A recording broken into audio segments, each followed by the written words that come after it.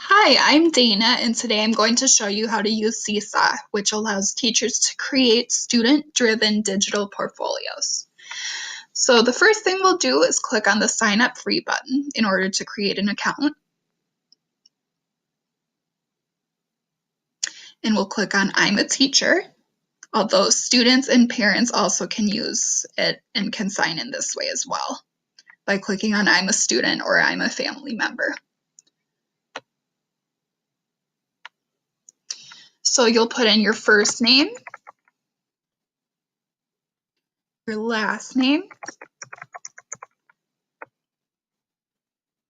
your email,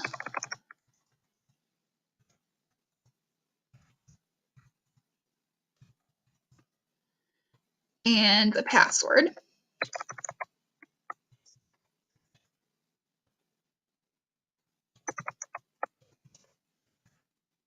And hit Create Teacher Account. And it'll give you this welcome message, again telling you that SeeSaw is a student-driven digital portfolio that allows your students to share and collaborate with one another. And it'll also let you know that nothing that your students share is posted without your approval. And you can also invite parents to view their students' work through this. So you'll go ahead and name your class.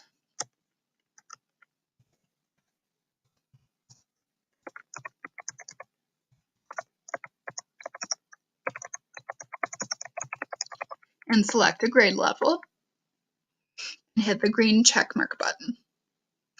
And then it'll let you know that your students will sign in with a QR code that's assigned.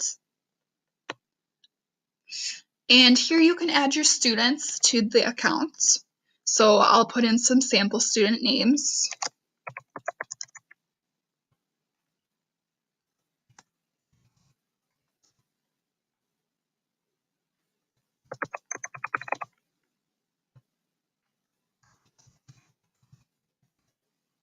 And hit the green checkmark button once you're done.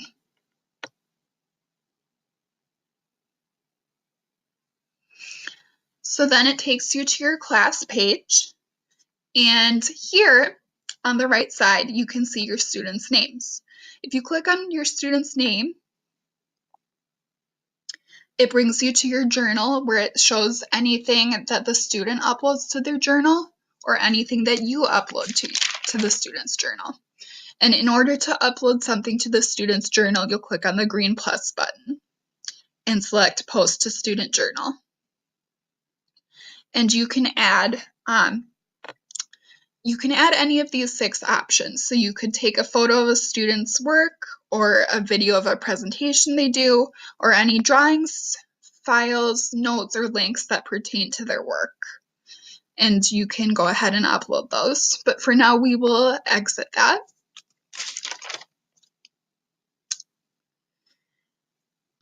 So next, it'll take you back to your home page. And if you click on the upper right-hand icon, the settings icon, it'll give you all kinds of options. So one really nice feature is that here you can manage your students. So if a student joins your class, let's say halfway through the year, you can add them in here by typing in their name and just clicking on Add Student. And then their name appears in the list. And then you can also control different features of SeeSaw. For example, you can control whether or not students can see each other's work.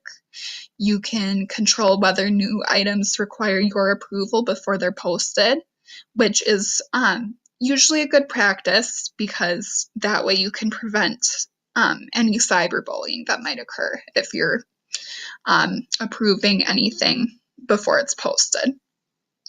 You can also control whether or not students can like and comment on each other's work by clicking on student likes and comments. And so you can enable the likes and the comments, and you also can decide whether or not new comments require approval. And it's usually, again, a good idea to require approval before comments are posted, again, to prevent any cyberbullying. So additionally, in the settings, you can set up a blog, you can manage folders, and you can also invite families. So you would click on the Invite Families button, and you would click on Turn on Family Access.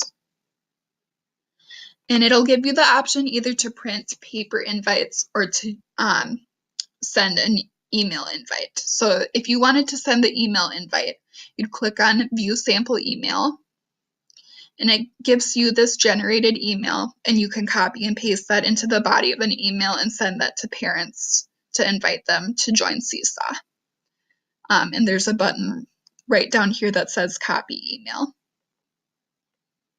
So we'll exit that for now.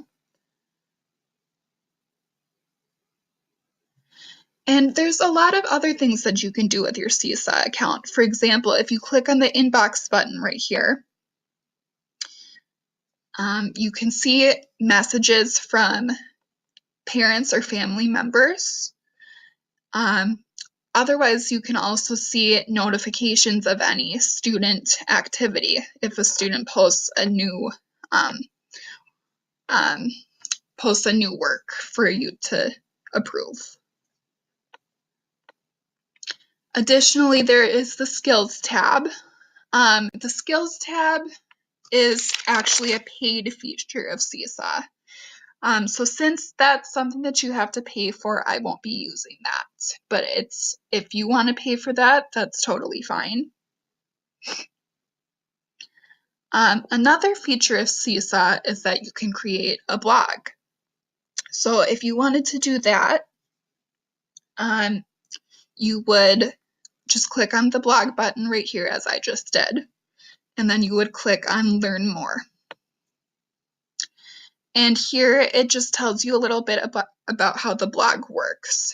And as you can see, you can password protect your blog, which is really important because you don't want to have that out there for the whole World Wide Web to see. You want to only have that available for people you approve, such as students, parents, and maybe cooperating classrooms.